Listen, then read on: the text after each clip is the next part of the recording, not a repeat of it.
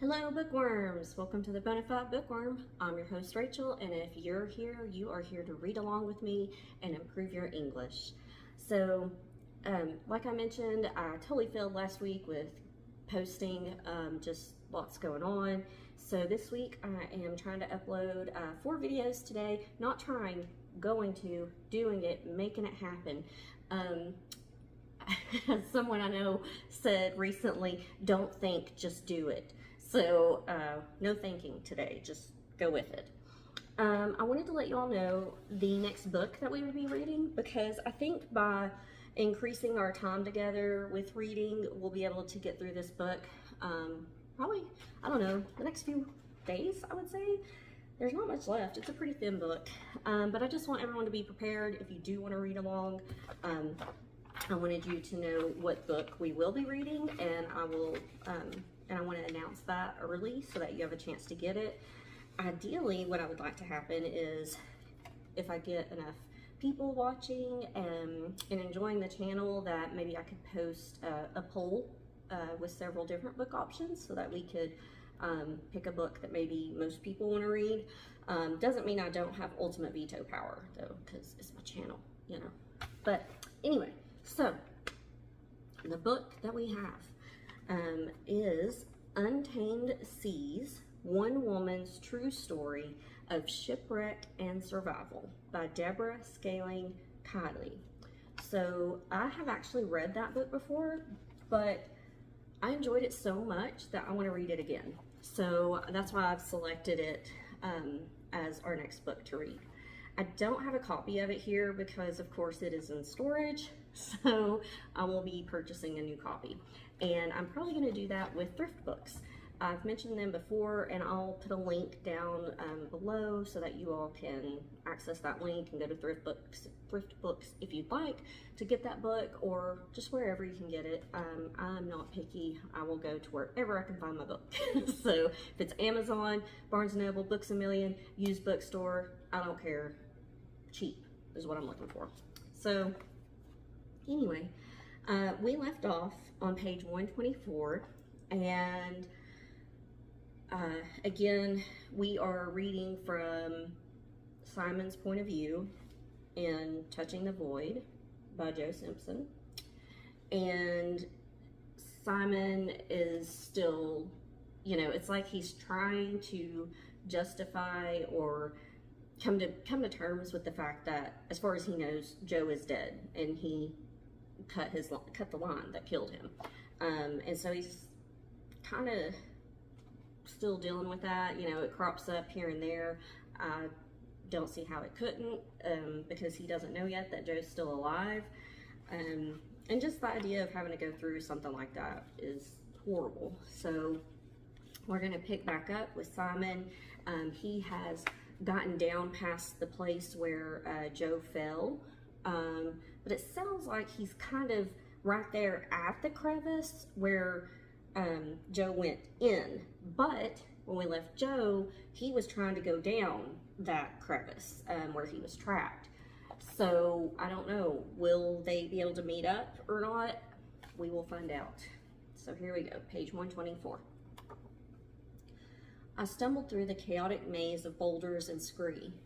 When at last I looked back at the glacier, Saule Grande was no longer visible. I sagged wearily against a boulder, letting my mind run haphazardly over my pain and sorrow. The thirst had become unbearable. My mouth was dry and I swallowed. What little saliva it produced failed to ease the discomfort. The descent had become a confused blur of endless boulder fields, burning midday sun, and the thirst. My legs felt weighted down, and so weakened I fell repeatedly among the rocks. When loose rocks slipped suddenly under my feet, I found that I had no strength to prevent myself falling. I used the axe to steady myself, and occasionally flung a hand out for support.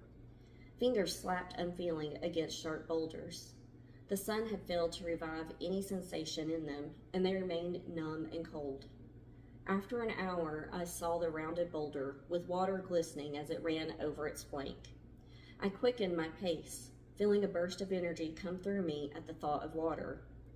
When I reached the hollow at the base of the boulder and dropped my rucksack on the wet scree, I saw that there was not enough flow of enough flow to satisfy my craving thirst. Carefully, I built a catchment area in the gravel at the base of the rock. It filled with tantalizing slowness, and after sucking a gritty mouthful, was empty again. I crouched at the rock, drinking and waiting and drinking again. There seemed no end to the amount I could drink. A sudden clatter from above made me duck away to the side. A handful of rocks thumped into the scree beside me. I hesitated before returning to the water pool. We had rested and drunk from here on the way up. Rocks had also fallen in on us then, and we had jumped away, laughing at our fright.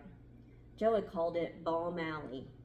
The melting snow above the boulder released regular bombardments of small rocks as the day heated up.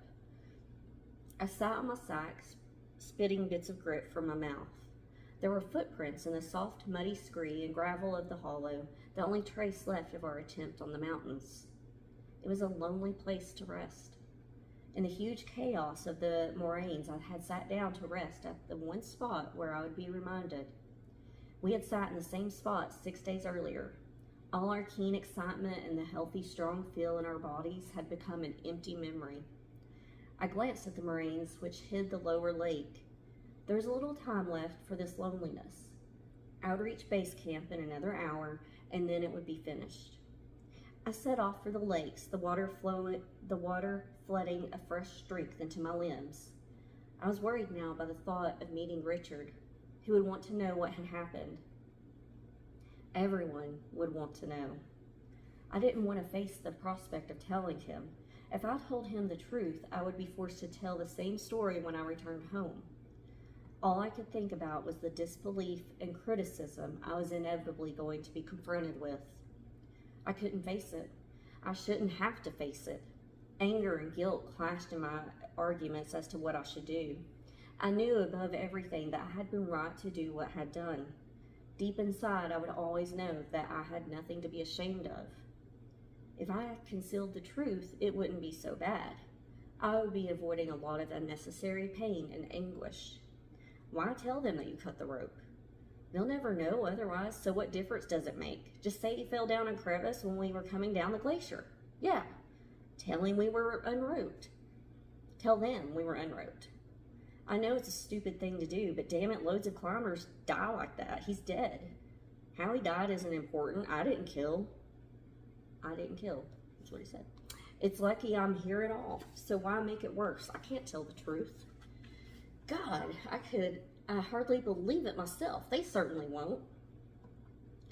When I reached the lake, I was still convincing myself that to tell the truth was stupid. I knew it would only cause me grief. I could scarcely bear to think what Joe's parents would say. After drinking again at the lake, I walked on towards camp more slowly. My mind kept telling me what I should say. It was reasonable and sensible. I couldn't fault the logic, but something inside shied away from doing it. Perhaps it was guilt. However many times I persuaded myself that I had no choice but to cut the rope, a nagging thought said otherwise. It seemed like a blasphemy to have done such a thing. It went against every instinct, even against self-preservation. The time passed without notice. I had wrapped myself in tangled, hurtful thoughts until I felt I must surely burst.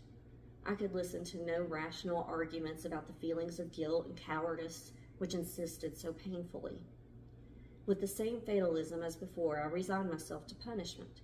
It seemed right to be punished, to atone for leaving him dead as if simply surviving had been a crime in itself. My friends would believe me and understand. The others could choose to think what they wished, and if it hurt me, well, perhaps I deserved it. At the end of the second small lake, I climbed the final rise of the moraines and looked down on the 2 tents at base camp. The thought of food and drink and medication for my frostbite made me hurry down the cactus-covered hillside above the tents. I had forgotten about the dilemma of what to say to Richard and was almost running in my haste to get down. I slowed down to scramble over a small hillock from the top of which I saw Richard walking slowly towards me. He was carrying a small rucksack and was bent over looking at the ground. He hadn't heard me. I stood still, shocked by his sudden appearance, and waited for him to come to me. An awful weariness rushed through me as I waited silently. It was all over, and the relief flooding me deepened the sense of exhaustion. I felt as if I were going to cry, but my eyes remained stubbornly dry. Richard looked up from the path and saw me. His anxious expression changed to surprise, and then he grinned broadly, his eyes alight with pleasure as he hurried to me. "Simon, it's good to see you. I was worried." I could think of nothing to say and stared blankly at him. He looked confused and searched behind me for some sign of Joe. Perhaps my face told him, or he had been expecting something bad. Joe? Joe's dead. Dead? I nodded. We fell silent. We couldn't look at each other. I dropped my sack to the ground and sat heavily on it, feeling as if I would never be able to stand up again. "You look terrible." I didn't reply. I was thinking about what to say to him. My plan to lie was all very well, but I couldn't summon enough energy to tell it. I stared at my blackened fingers helplessly. "Here, eat this." He handed me a bar of chocolate. "I've got a stove. I'll get some tea going. I was just coming up to look for you. I thought you were lying hurt somewhere. Did Joe fall? What happened?" "Yeah, he fell," I said flatly. There was nothing I could do. He chattered on nervously. I think he sensed that I needed time to adjust. I watched him preparing the tea, passing me more food, and searching in the medicine bag he had brought up. Eventually, he gave it to me, and I took it without saying anything. I felt a sudden deep affection and gratitude to him for being there. I knew he would have killed himself in the crevices on the glacier if he had managed to get that far. He glanced up and saw me watching him. We smiled at each other. It was warm, sitting on the hillock. Without realizing I was doing it, I told Richard exactly what had happened. I could have done nothing else. He sat silently listening to all that I had been through, not once questioning me, nor looking surprised at what I was saying to him. I was glad I was telling him the truth. Not to have done so might have saved my heart. Not to have done so might have saved my hurt. But I knew as I told him that there was so much more we had managed to do that we should be told.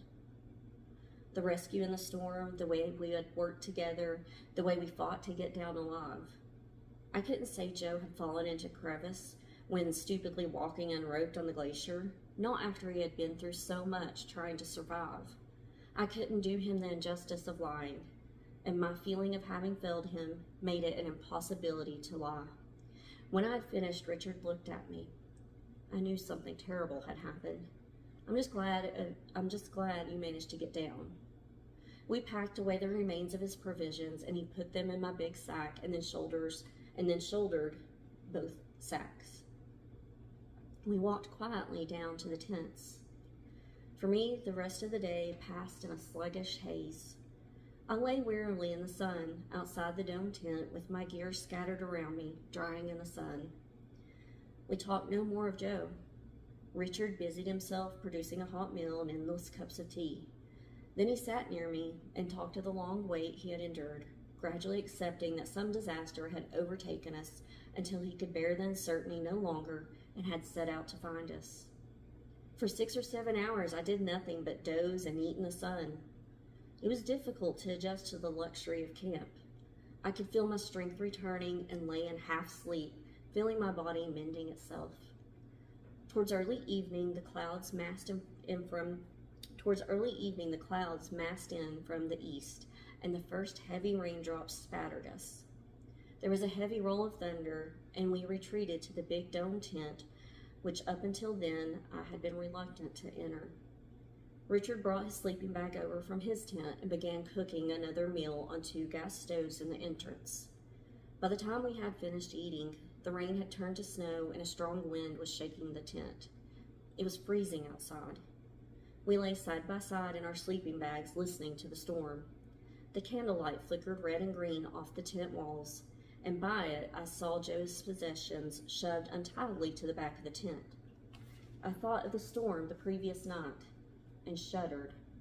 The picture remained in my head as I fell asleep. I knew how bad it would be up there. The avalanches would be pouring down, filling the crevice at the ice cliff, burying him.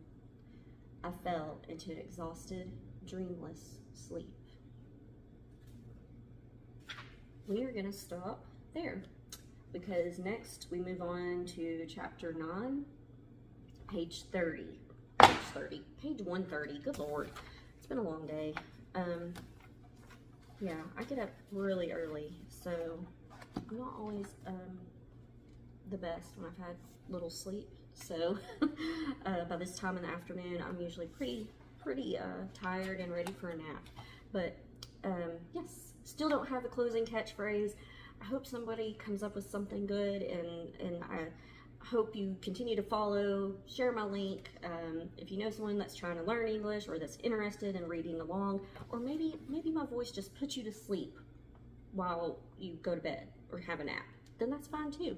I hope you enjoy my channel and continue to follow, like, and subscribe. Bye.